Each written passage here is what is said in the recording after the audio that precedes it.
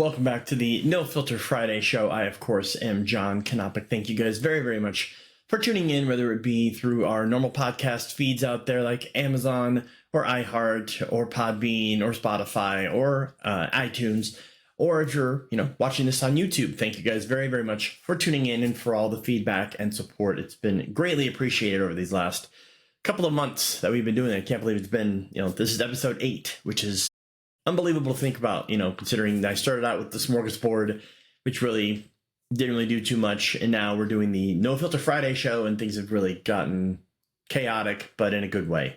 So thank you guys for all of your feedback and all of your support over these last 8 episodes. And as I mentioned previously, we were discussing professional wrestling last week and everything and all of my loves of it, being one of the greatest influences in my life growing up, being professional wrestling.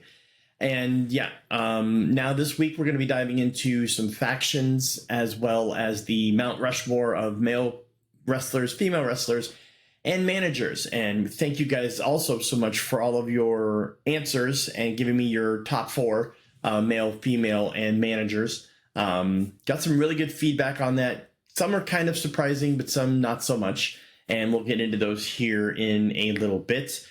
But as I had mentioned earlier, I sent out a call to action last night when I tried to record this episode, which unfortunately did not happen due to the fact that my audio levels were way off where they needed to be. So we ended up having to scrap the episode that I had originally recorded, and now we're rolling out this instead. And along with that, I sent out a call to action to you guys to give me your Mount Rushmore of factions. Wanting to know what your top 4 factions are, as well as the top factions that you feel never should have ever been created. And I'm looking forward to your feedback on that as well, and covering that on a future episode. But yeah, again, you can send those over to me at NFFSHOW on all social media platforms. That's November Foxtrot, Sierra Hotel, Oscar, Whiskey, NFFSHOW. Send those on over to me, and I'd love to, compile them and read them out on the air on a future episode.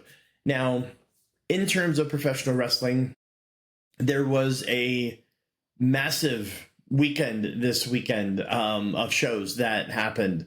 There was actually 4 shows that happened over the span of the 2 days, Saturday and Sunday. And I had the pleasure of being able to watch all of them. And and I would actually, of the 4 of them that went on this past weekend, I would probably rank them like this. I would say that the number 4 to me would be the Great American Bash that went on Saturday afternoon. WWE tried to have a little NXT related pay-per-view, PLE as they call it, leading into the other 2 PLEs they had scheduled for the rest of the weekend. And they were also doing battle at the very end of it with AEW's All In, which is their biggest show of the year. And again, the Great American Bash was a good show. Nothing major, to write home about, as far as, results, nothing really shocking or anything like that. There were some really good shows, it was some good matches on the card, but nothing that was like jaw dropping or, oh my God, you guys totally have to watch this. I mean, you had, if you followed NXT at all, you would know some of these storylines. If not, some of these names might not be totally familiar to you.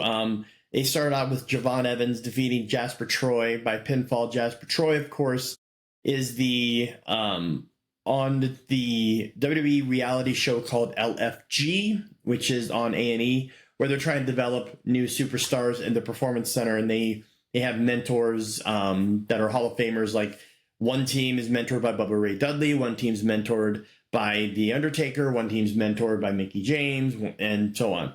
And Jasper Troy was one of the big standouts from that, and I believe he's actually currently dating or involved with Maxine Dupree on the main roster. But yeah, Javon Evans defeated him to start off the pay-per-view. You then had Sol Ruca, who is she's the current NXT Women's North American Champion. She had a one-on-one with Izzy Dame, and Sol Ruca had her friend Zarya watching her back from ringside, and Izzy Dame had Tatum Paxley with her. And Sol Ruca successfully defended her North American Championship. Again, another good match, about 12 minutes in length. Some really good spots there, but Sol Ruca pulled it out. Ethan Page, who is the current men's North American champion, he retained his title over Ricky Saints, a.k.a. Ricky Starks, if you remember him from his AEW days or his NWA days.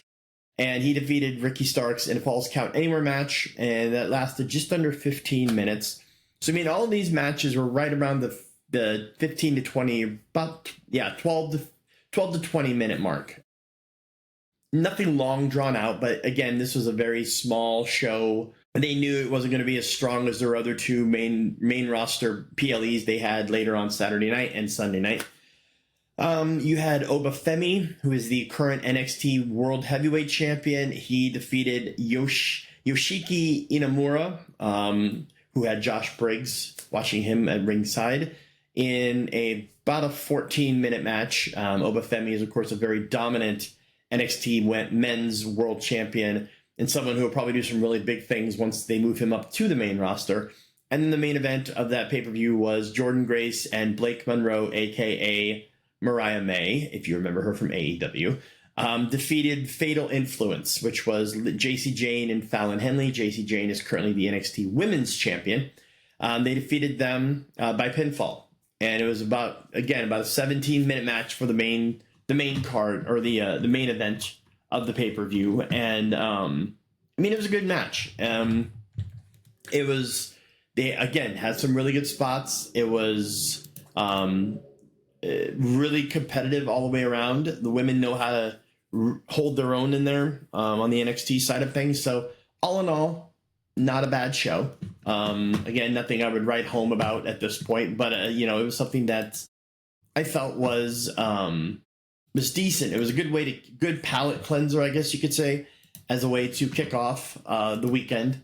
And then I would say my next one out of that would be Saturday night's main event, which was WWE's main show, main PLE, which was on Saturday night.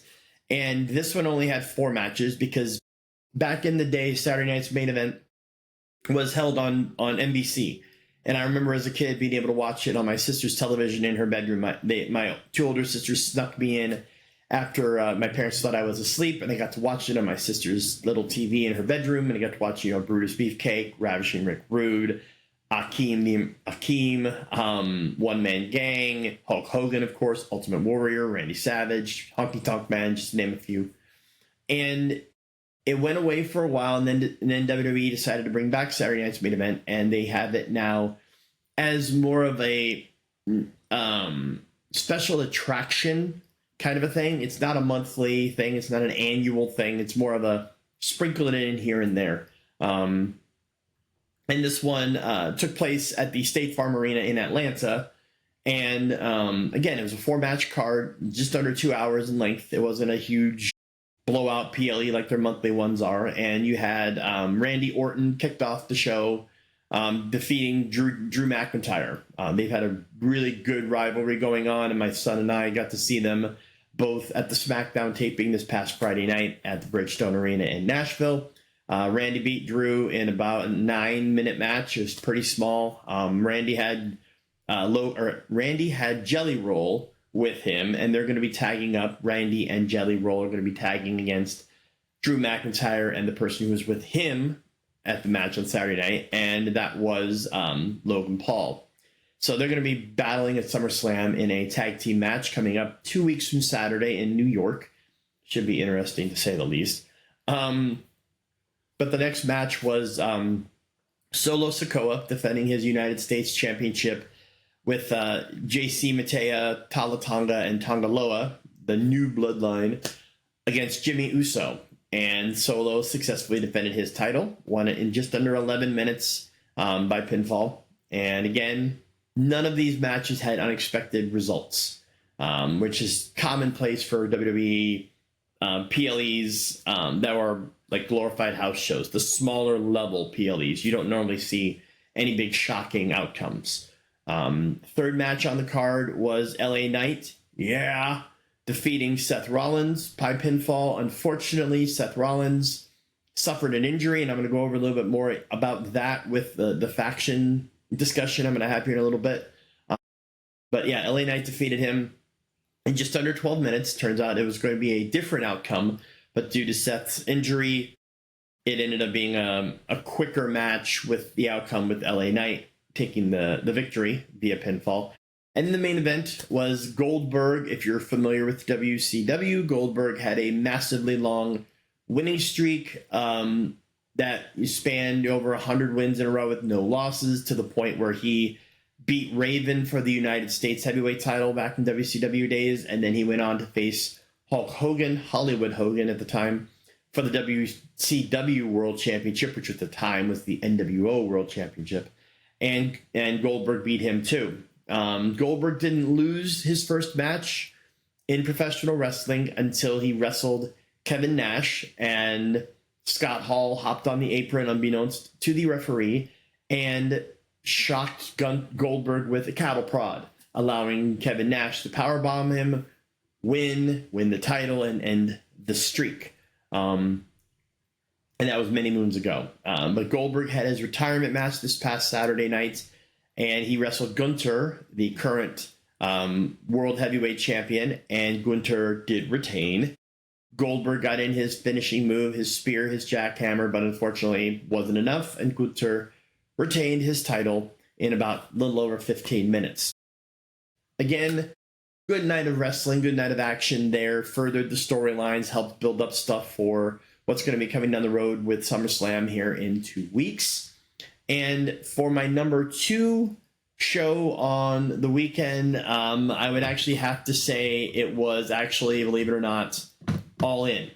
Some people would say that it would have, why wouldn't you put them as number 1? Simple. It was because, the number 1 show, I felt did a little bit more to keep your interest and really brought it home and brought the weekend to a solid close. All In, was a 6-hour affair, not including the 2-hour, 0-hour pre-show that they had. But they had on the card, they had 12 matches. So it was a 6-hour duration, and it didn't really feel like it because they kept you invested the whole time, and there wasn't a lot of backstage stuff or anything like that. There wasn't a lot of slow matches or anything. There were some matches that didn't need to be on the card, but they wanted to get everybody in that they could because it's their biggest show of the year. Just to quickly go over it, you had the opening contest, an 8-man tag. You had the Sons of Texas, which comprised of Dustin Rhodes, Marshall Von Erich, Ross Von Erich, and Sammy Guevara. They defeated Shane Taylor Promotions, which is Shane Taylor, Lee Moriarty, Carly Bravo, and Captain Sean Dean. About a 7-minute match. It was what you expected it to be. It was a brouhaha. It was everybody was in getting their finishers, getting their moves in at the same time, and the good guys ended up taking the victory. You then had another 8-man tag. This is one of the ones I wouldn't really care to see on the card, just because I feel like these guys, it's a gimmick and it's kind of stupid. No offense to them. I'm sure they're really nice people, but in terms of professional wrestling, I feel like this gimmick is really stupid and pointless. But Big Boom AJ from the Costco commercials, if you guys have ever seen them, he's there with his kid, and they've joined a partnership with AEW, and they actually allow him to wrestle now, time to time. Again, don't see the point. But Big Boom AJ and the conglomeration, which was comprised this time of Kyle O'Reilly, Hologram, and Tomohiro Ishii, they defeated the Don Callis family, which comprised of Henchiero, Lance Archer, Rocky Romero, and Trent Beretta by pinfall in a match that lasted 13 minutes. So you give 8 minutes to guys who have really cut their teeth with the business for many, many years, and you give them 5 minutes less time than the Costco guy and his team. Makes total sense. Not really. So yeah, they won. Again, pointless. The next match was a tag match with FTR, Cash Wheeler, and Dax Harwood taking on the Outrunners, which is Truth Magnum and Turbo Floyd. I love those guys. They're like Hulk Hogan on cocaine.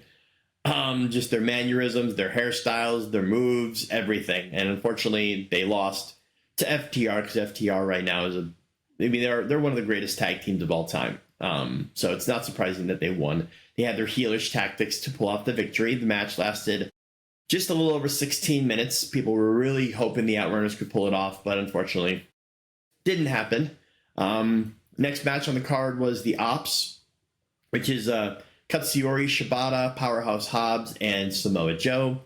They are the Trios champions of AEW, and they successfully defended their titles against the Death Riders, which was Claudio Castagnoli, Wheeler Yuta, and Gabe Kidd. And they defeated them by pinfall. Match lasted a little bit over 14 minutes. Really good match. I mean, I love all the guys involved in that. They all have different styles, and they complement each other really, really well. I, of course, love Claudio from his days being on the Party YouTube, playing Uno with Austin Creed, Tyler Breeze, and Adam Cole. But yeah, the Ops won their trios retained their trios title. You then had the Men's Casino Gauntlet Battle Royal, which the winner of that got an automatic guaranteed world title shot, and MJF, Maxwell Jacob Friedman, won it. The finish came where Mark Briscoe hit his brother's finishing move, Jay Briscoe, who unfortunately passed away due to a car crash. Mark hit Jay's finishing move called the Jay Driller, and MJF shoved Mark out of the ring and got the pinfall. So he cleaned up.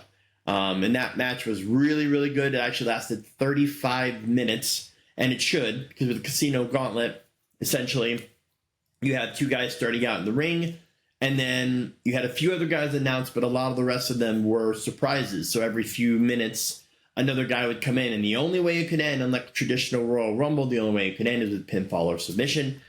And yeah, so MJF won, and he took his contract and he's part of the Hurt Syndicate, and we'll talk about them in a second.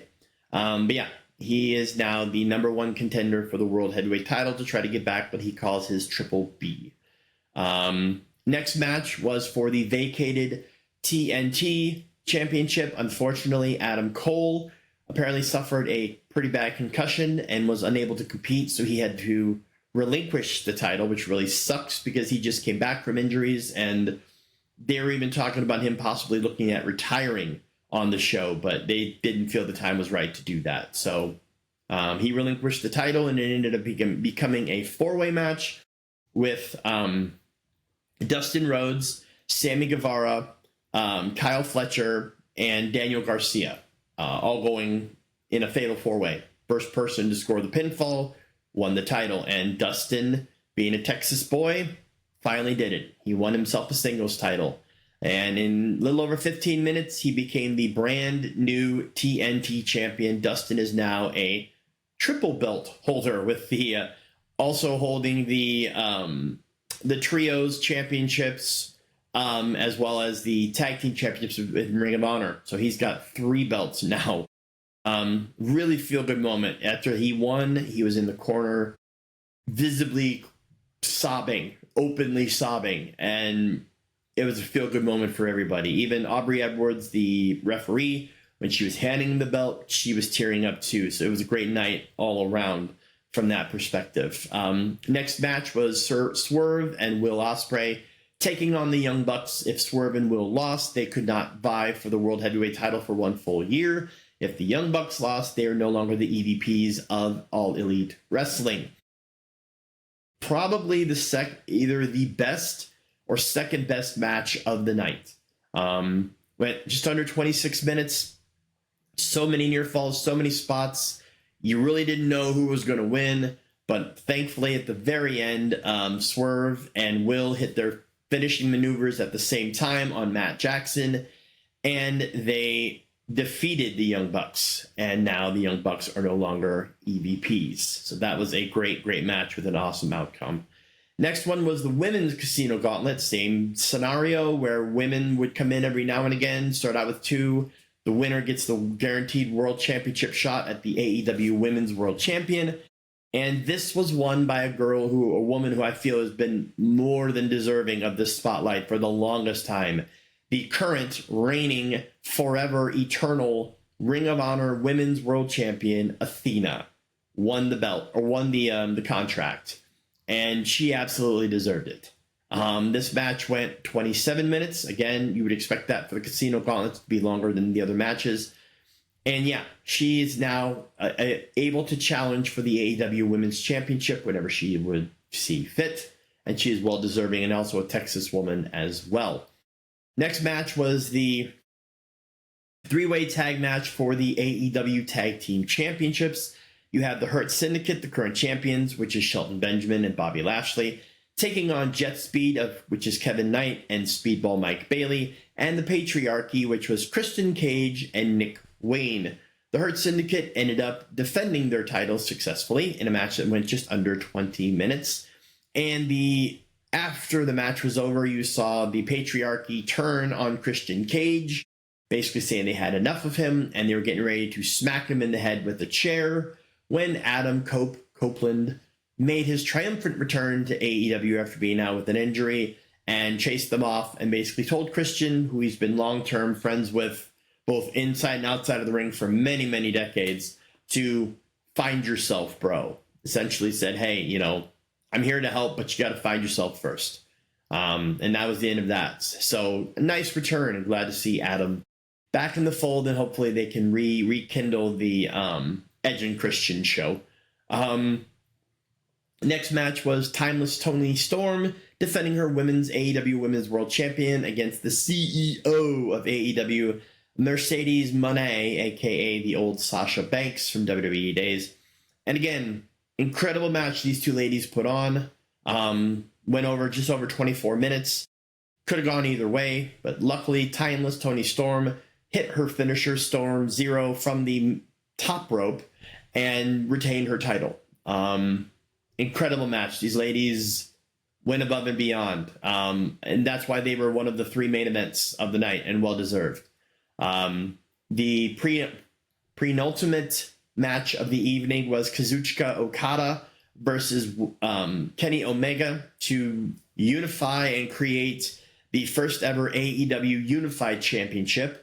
And these guys have had an epic rivalry from the New Japan days, and they finally got to battle it out on American soil. And Kazuchika Okada, in just over 30 minutes, defeated Kenny Omega, and now is the brand new inaugural AEW Unified Champion. And yeah, those guys tore the house down. An incredible, incredible match between those two.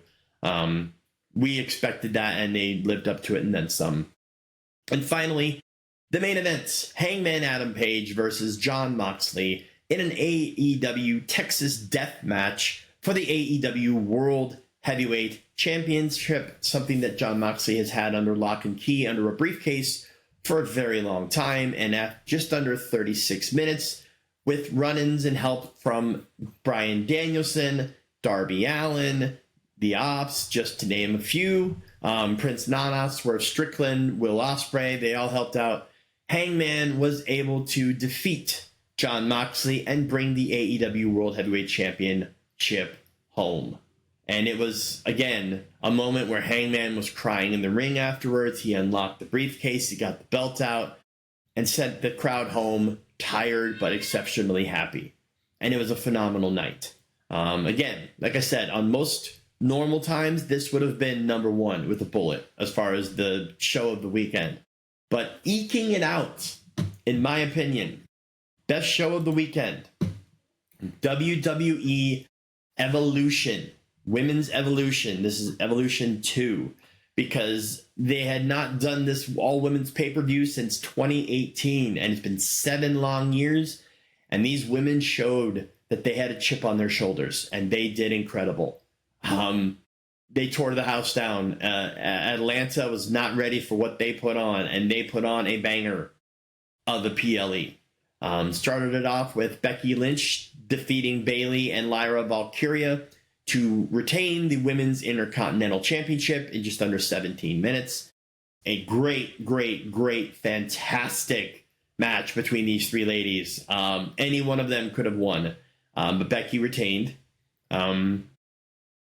JC Jane, the NXT Women's Heavyweight Champion, she defeated Jordynne Grace when Blake Monroe actually turned heel on Jordynne Grace. Was to be expected because Mariah May, Blake Monroe, whatever you want to call her, she's a heel. She's always embraced that role. She was not very good as a babyface when she burst onto NXT.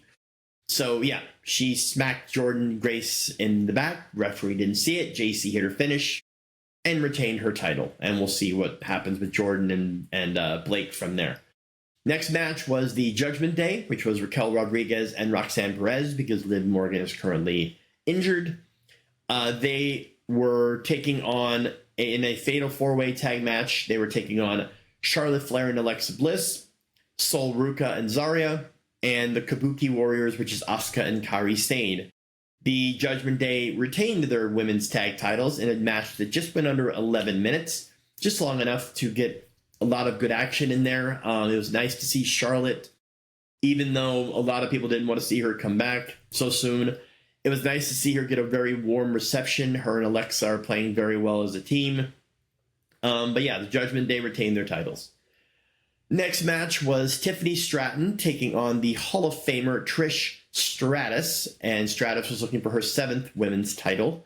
But Tiffany took it down, and it's still Tiffy time as the WWE Women's Champion. She beat her in just under 9 minutes, so not a very long match, but still, Trish got in some good offense. Tiffy did her thing, and Tiffy, of course, hit her prettiest moonsault ever to win and retain her title. Next match saw Jade Cargill and Naomi beat the crap out of each other in a no-holds-barred match with Bianca Belair being the special guest referee. They literally just went nuts on each other. Lasted 11 minutes with Jade hitting Jaded through a table and picking up the victory over Naomi. Little did we know that Naomi's night would not be over, but we'll get to that in a moment.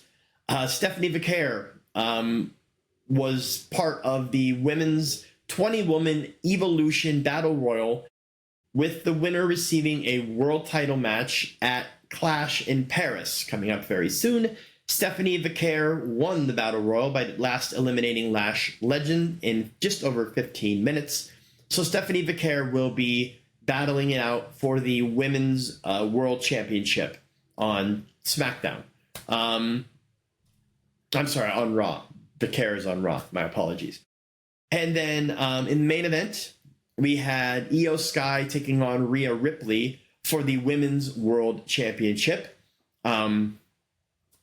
Incredible match these two ladies put on. It was a 27-minute affair, and there wasn't a dull moment the entire time. Match of the night, maybe even close to being match of the weekend. And unfortunately, they didn't get the outcome they wanted because Naomi, who everybody was expecting to cash in eventually on Tiffany Stratton because Naomi was a SmackDown star, decided to cash in on Io and Rhea instead and won. So now Naomi is the brand new Women's World Champion on Raw. So you will be having Naomi taking on Stephanie Vicaire for the Raw Women's title, and you'll have Tiffany Stratton taking on the Queen of the Ring, Jade Cargill, for the SmackDown Women's Championships, both going Clash of Paris for the Raw one, SummerSlam for the SmackDown one. So yes, a phenomenal night. Phenomenal weekend of wrestling, and I couldn't be happier for all that I've seen. And again, as I mentioned before on my little clip from last night, I'm looking at potentially doing some live watch-alongs of the PLEs of WWE and AEW pay-per-views. If you guys would be interested in me doing that, let me know. NFF SHOW. I'd love your feedback. I'd love to know if that's something you'd be interested in joining me on and just chit-chatting with me and just shooting the proverbial shit, so to speak, while we're watching the pay-per-views. I would love to do it. So let me know what you're thinking about that if you'd be interested in tuning in. Now, let's get into our factions, which is one of the main topics of this week's podcast episode. And again, as I mentioned last week, my all-time favorite faction by far and away is the NWO. The way they burst onto the scene in the mid-90s, the way they revolutionized wrestling, their cool gimmick, they're black and white, they're not, taking out anybody who comes near them, trying to take over WCW completely, even have their own pay-per-view, which was held in Cedar Rapids. The production value, everything about it was truly the chef's kiss. And unfortunately, as I mentioned previously, the faction they took on way too many members. It got bigger and bigger and bigger and bigger, and then you try to split it into red and black, black and white. You try to do NWO Japan and all this other stuff, and it became too much, and it imploded. They tried to reinvent themselves and relaunch it a couple times, and it worked for a little bit, but then it petered out, with the last iteration being when when Vince brought in NWO in 2003, I believe it was, after basically saying, he was tired of his company and he was going to kill it by injecting it with a dose of poison. Spun around in his chair and had the NWO logo spray painted on the back, but then you had Hogan, Hall, and Nash. They were the only three at the time NWO members that came over, and they did their little thing. But again, didn't last all that long, unfortunately.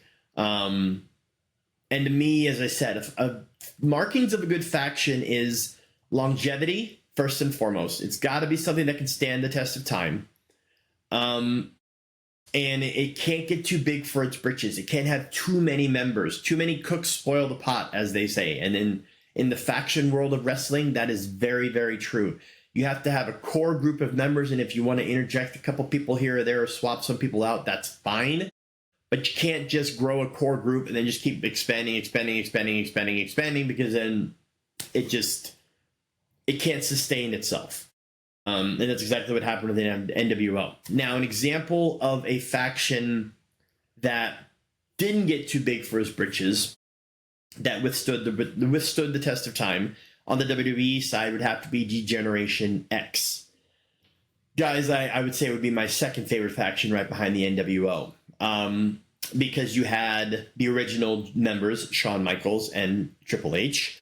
You had the New Age Outlaws, which were Road Dogg, Jesse James, Badass, Billy Gunn. They were the original four members. They also brought in the ninth wonder of the world, Chyna, Joni Lore, who was a trendsetter in her own right. She was the first ever woman to win a men's title in WWE when she won the Intercontinental Championship. She was the first ever woman to be in a Royal Rumble and actually eliminate people, back when women didn't even have Royal Rumbles of their own. So you had those main five guys. You also then had X-Pac join as well. He had his on-screen girlfriend, Tori, Tori, not Tori Wilson. And you had Rick Rude as a mouthpiece with the group as well. And that was the unit. You had your main four, and then you had Chyna made 5, X-Pac was 6, Tori was 7, and Rick Rude was 8. That was it. That was the guys. That was the Generation X. And as later years have gone on, as if they want to bring back the Generation X or something, it's normally just Shawn and Triple H. Sometimes X-Pac will be there too, but primarily it's Shawn and Triple H. But that was the thing. They lasted many years. They stood the test of time, longevity-wise. They didn't get too big for their britches. They didn't get so large that they couldn't sustain themselves. And they reinvented themselves from time to time, too, with new gimmicks, new merchandise, and things like that. So that's why I said, and they were anti-establishment, which in the mid-90s, when I was a teenager growing up, I was all about that. I was all about bucking the system because of the issues I was dealing with my family, with school, stuff like that. So they helped, give me showed me that it was okay to have a voice and to speak out against the masses and the powers that be and stuff like that. So yeah, I would say they would be my number 2 all-time favorite faction. Number 3 would be the Wyatt Six / Wyatt family. Bray, Wyndham Rotunda, rest in peace. Again, I love the Wyatt family from their inception, from when Bray burst onto the scene and he had his gentleman, his family with him, which was comprised of, at the time, his name was Luke Harper. His real name was John Huber. Unfortunately, he passed away way too soon as well. In AEW, he was Brody Lee, also known as the Exalted, when they created the Dark Order, when AEW first was formed. But you had Bray Wyatt, you had Luke Harper, you had Eric Rowan, who is still in WWE now as part of the Wyatt Six, and you had them eventually bring in a 4th member, which was the black sheep of the family. That was Braun Strowman, who's currently not involved in things right now. I think he's injured, actually. But the 4 of them, wreaked havoc, and the production value was fantastic. They were on, when you see some like backstage glitches or something spooky was going on, you had a feeling they were around or they were going to appear or something was going to happen with them. And again, as I said, with factions, key things you need for a faction to be successful is you've got to have longevity. You can't get too big for your britches, size-wise. And you have to have that production value. You have to be reinventing yourself. And they did that in spades. Unfortunately, Bray had some heart issues that were exacerbated by COVID. And he had a kind of like a CPAP machine almost, but kind of something for his heart. And they said at one point he went to go take a nap. He left his monitoring device thing out in his car and didn't wake up. The kid is younger than me.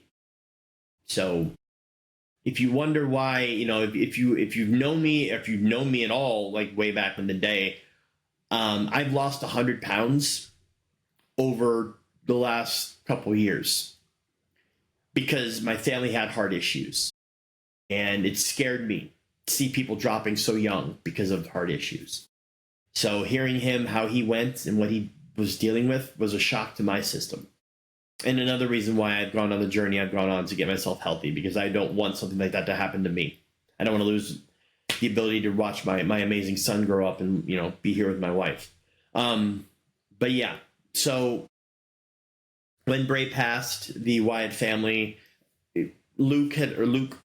John Huber had already gone over to AEW. Eric Rowan had already gone off and done his thing. So it was Bray just by himself, and then he became The Fiend. He had the Firefly Funhouse.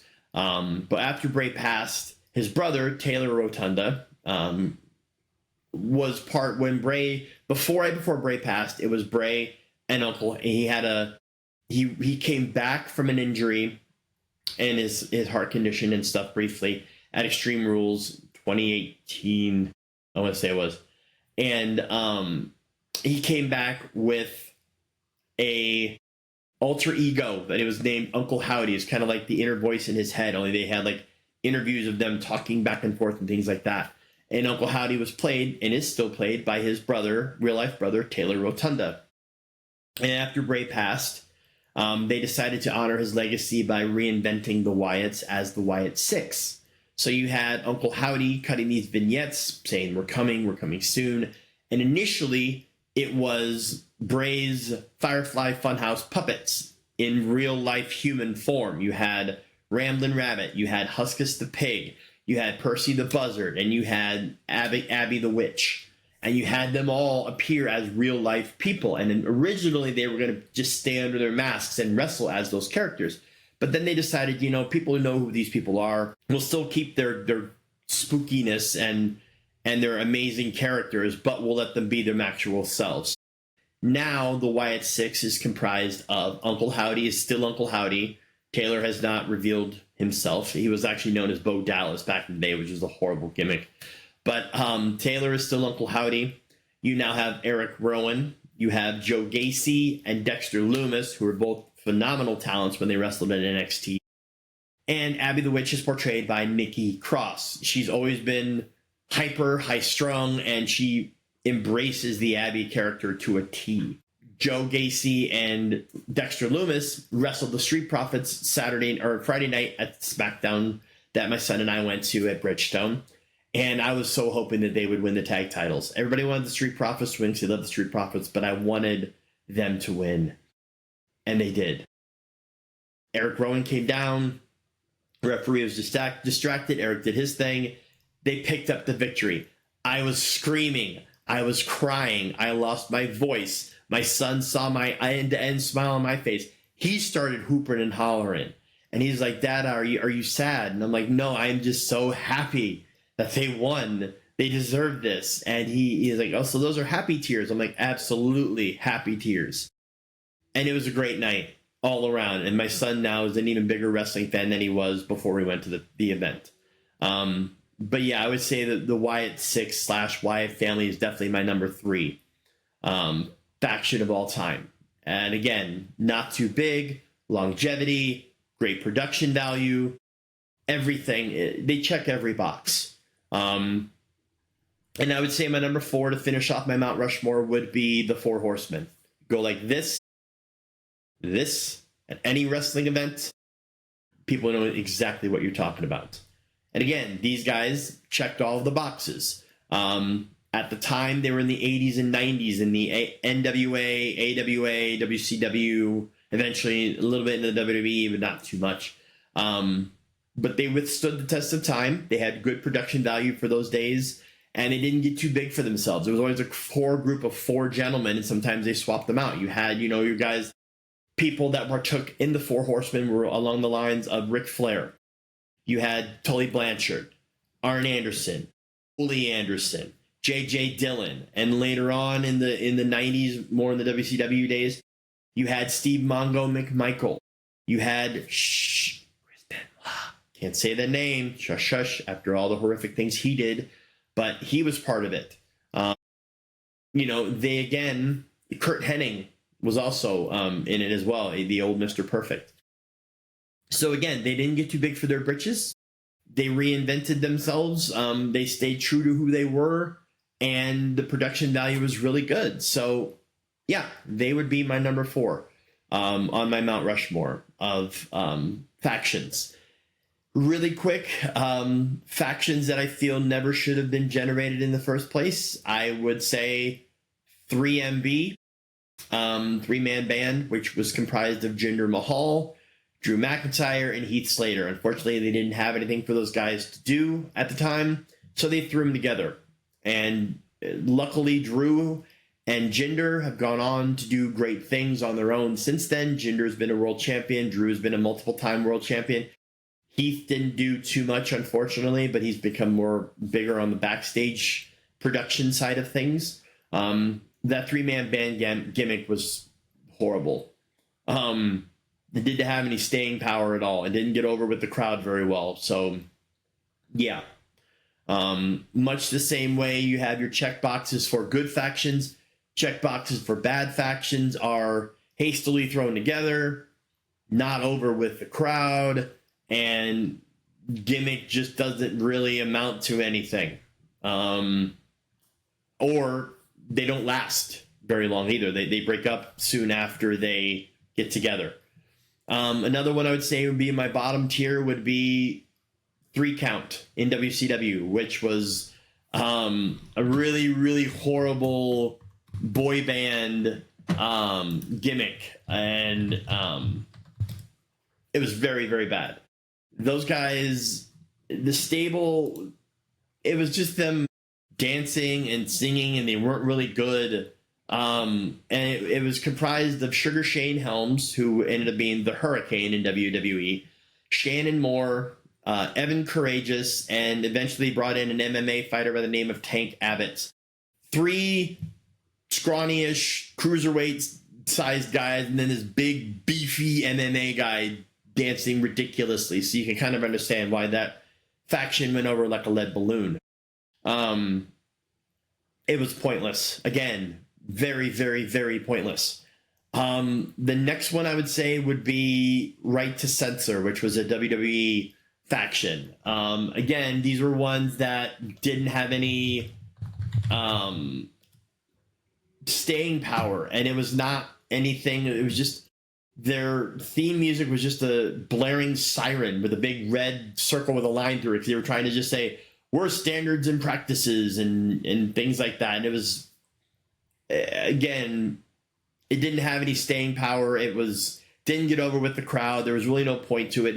It was comprised of Stevie Richards, Bull Buchanan, the Good Father instead of the Godfather, Ivory, Val Venus, and the Cat. And again, pointless. It was a waste of time. Unfortunately, they needed something for them to do, so they tried to throw them all together, and it just petered out. And finally, I would say the last one would probably be the Nexus. And I say the Nexus because when they started the Nexus, which is again was another WWE faction, the Nexus was formed as 7 members. They originally, WWE had a show called Tough Enough, and they were basically vying for a WWE contract. And these guys, these 7 gentlemen, they were the first finalists of WWE and in NXT. And they all, when they burst onto the scene, it was groundbreaking, because they just showed up on an episode of Raw, surrounded the ring, beat up everybody in the ring, which at the time was John Cena and CM Punk, and then proceeded to beat up everybody in the backstage or in the ringside area. They beat up the commentators. Brian Danielson choked out Justin Roberts with a tie, and Brian got fired for that, unfortunately. But was brought back, but got fired for it. They tore up the ring itself. They exposed the boards. They tore down everything. They have basically helped the crew guys get an early start on their breaking down the set after Raw was over. It's comprised of Daniel Bryan, Darren Young, Skip Sheffield, a.k.a. Feed Me More. God, I can't remember his name now. God, what the hell is Ryback? That's his name, Ryback. Daniel Bryan, Darren Young, Skip Sheffield, Michael Tarver, John Cena, because he was forced to be in it at one point, Wade Barrett, Justin Gabriel, and Heath Slater, and Husky Harris, which ended up being Bray Wyatt. CM Punk ended up being part of it later on near the end. Daniel Otunga was in it as well, along with Michael McGillicuddy, which was the son of Mr. Perfect. And this was 2010, 2011. And it started out fantastically, but then it all became a running joke. And they tried to get Cena enlisted, and the whole big thing was we turned the champion, or John Cena, we made him a bad guy, and they really didn't make him a bad guy.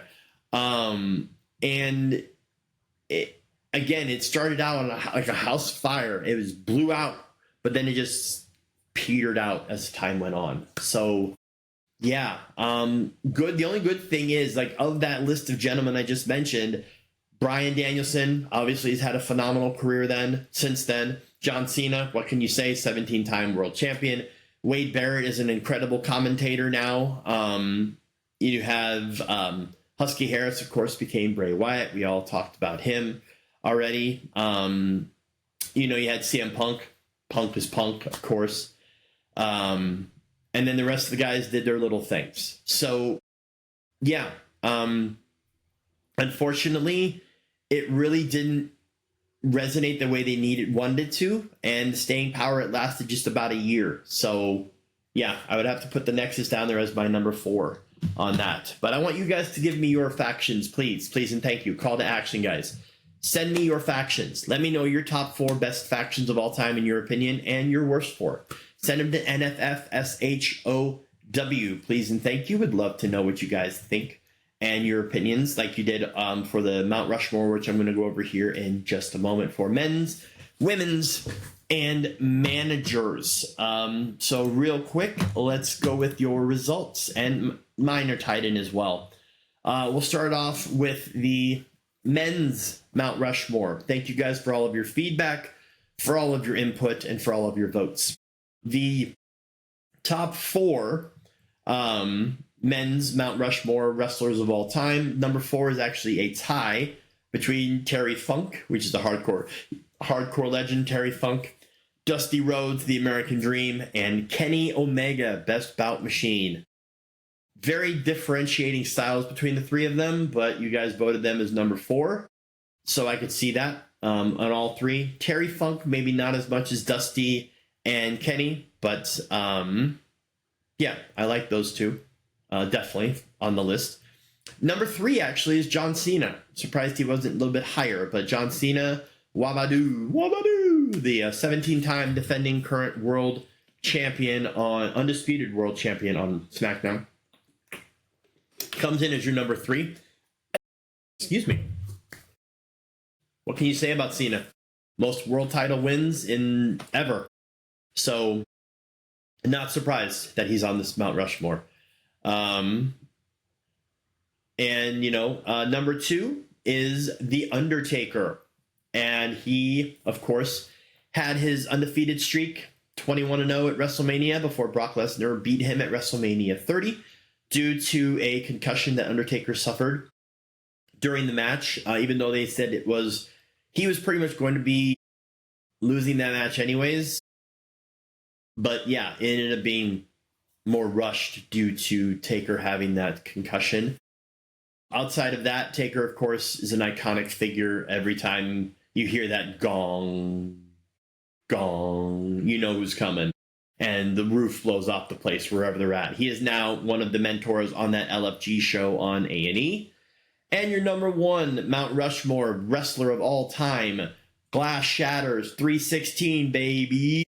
Stone Cold Steve Austin, the catalyst behind the WWE Attitude Movement. From his work in ECW, the original ECW, to WCW, where he was stunning Steve Austin and Hollywood Steve, to WWE, where he was the Taskmaster, finally becoming Stone Cold. What can you say about Steve Austin that has not already been said? Dude's a legend, Hall of Famer, and he has his Broken Skulls podcast. He does a lot of work. He'll still show up from time to time. So not surprising that Austin is number 1. On the women's side, you picked your number 4 was again another tie. Only this time it was between Becky Lynch and timeless Toni Storm.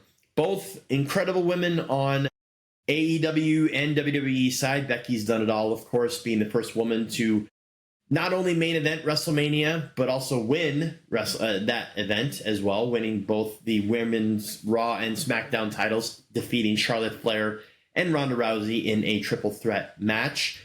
And currently the women's Intercontinental Champion, battling Lyra Valkyria, coming up at SummerSlam. And timeless Toni Storm, who WWE, NXT, and WWE dropped the ball on, is now a 4-time AEW and current Women's World Heavyweight Champion. She's reinvented herself, and she's taken off like a rocket since being in AEW. So those are your number 4. Number 3 was the 9th wonder of the world, Chyna, a.k.a. Joanie Laurer, as I mentioned previously. First woman to ever win a men's WWE title, winning the Intercontinental Championship. First woman to partake in a men's Royal Rumble match and eliminating some participants as well. Integral part of D-Generation X as well, so definitely a solid number 3. Number 2 is actually Charlotte Flair, the Queen. All of her world title accolades, all of her other accolades, everything that she's done to reinvent the women's industry in wrestling and WWE, now with her other 4 horsewomen being, of course, Bayley, Sasha Banks, and Becky Lynch. So Charlotte was your number 2, and number 1, Stratusfaction, Trish Stratus, the Hall of Famer, the 6-time Women's World Champion. What can you say that's not already been said about her? She did so much for the business in the 90s and 2000s, still partaking to this day. She was just in a match a couple days ago. So Trish was your number 1 on your Mount Rushmore. Finally, managers, number 4 was Mouth of the South, Jimmy Hart. Good solid pick for number 4. You had Jimmy Hart, who's done things with the likes of the Honky Tonk Man, with Greg the Hammer Valentine, with Dino Bravo, with, of course, Hulk Hogan, obviously, with the Dungeon of Doom in WCW, just to name a few. So Jimmy Hart, solid number 4. Number 3 was Jim Cornette. Again, very outspoken individual on social media nowadays, big staple in WWE back in the 80s and 90s. He was part of the NWA as well as WCW. Trademark tennis rackets and very, very outspoken. So not surprised he's on the list here at number 3. Number 2 actually is, ladies and gentlemen, my name is Paul Heyman, aka Paul E. Dangerously, aka the creator, founder, and brainchild behind the original Extreme Championship Wrestling. Still nowadays is in WWE solidly as a manager, been the wise man to Roman Reigns and the Bloodline, been the mouthpiece for the likes of Brock Lesnar, for CM Punk, and now is the mouthpiece for Seth frickin' Rollins and his faction with Braun Breaker and Bronson Reed. So a solid number 2 pick. Leaving the number 1 manager of all time in your estimation, and I agree solidly as well. When you think of managers, especially in the 80s and 90s of professional wrestling, and you think of mouthpieces and you think of gentlemen that are just incredible no matter what they say, and they're quick-witted and their timing is impeccable, there could be only one. It's a weasel. It's a brain. You love him. You know him. Bobby the Brain Heenan. He had the Heenan family with the art with Arn Anderson and Tully Blanchard. You had him managing Andre the Giant when he was coming down to the ring for WrestleMania 3 to wrestle Hulk Hogan. You had him with his commentator stints over in WCW. He had his primetime wrestling gig with Gorilla Monsoon and Roddy Piper. What can you say about Bobby Heenan that hasn't already been said? A legend, a Hall of Famer. Again, had an incredible life, and he's dearly, dearly missed, especially on the microphone. So again, guys, very solid output on the men's, women's, and managers' Mount Rushmore top 4. So thank you guys again for your input. Greatly, greatly appreciated. Let me know again your top 4 factions, both top and bottom, along with if you're wanting me to do those PLE and pay-per-view watch-alongs every month, as I would love to chit-chat with you guys in real time and just have some conversations about wrestling or whatever you guys want to talk about. So let me know your thoughts. But for now, we are going to end this episode of the No Filter Friday show. I, of course, have been John Kanopic. Thank you guys so much for tuning in, joining me on another journey. We're going to be thinking about what we're going to do for the next week's episode. If you have any ideas, also send them my way, NFFSHOW. Let me know what you'd like to talk about on the next episode, and I'd love to get it on the air for you guys. But for now, we're going to end this here. These clips will be coming out throughout the week. Full episode, of course, drops every Friday at 5 p.m. on all major podcast feeds: Spotify, iTunes, Amazon, iHeart, Podbean, as well as, of course, the video will be up on YouTube. But for now, thank you guys so much for tuning in. Greatly appreciated. Tons of love to all of you. Have a great week. And as always, ladies and gentlemen, take my advice. Pull down your pants. Slide on the ice. Have a great week. Stay safe. Love each other. Question everything. And we'll see you guys on the next one. Adios.